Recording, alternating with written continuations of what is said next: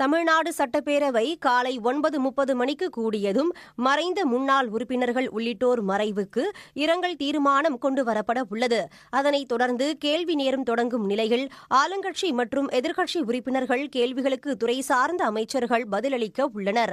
பின்னர் 2024-25 ஆண்டில் ஏற்பட்ட கூடுதல் செலவுக்காக பேரவையில் துணை பட்ஜெட் தாக்கல் செய்யப்பட உள்ளது. இதனிடையே மதுரையில் டங்ஸ்டன் சுரங்க உரிமையை ரத்து செய்திடவும் மாநில அரசின் அனுமதியின்றி சுரங்க உரிமை ஏலங்களை மேற்கொள்ளக்கூடாது என்றும் ஒன்றிய அரசை வலியுறுத்தி முதலமைச்சர் மு.க.ஸ்டாலின் கொண்டுவரும் அரசின் தனி தீர்மானம் நிறைவேற்றப்பட உள்ளது. அதனைத் தொடர்ந்து கூட்டத்தின் 2வது நாளான செவ்வாய்க்கிழமை அன்று கேள்வி நேரம் முடிந்ததும் துணை பட்ஜெட் மீதான விவாதம் நடைபெறவுள்ளது. இதில் உறுப்பினர்கள் எழுப்பும் கேள்விகளுக்கு நிதி அமைச்சர் தங்கம் தென்னரசு பதிலளிக்க இருக்கிறார். பின்னர் கூடுதல் நிதி ஒதுக்குவதற்கான சட்ட மசோதா நிறைவேற்றப்பட இருப்பதாக கூறப்படும்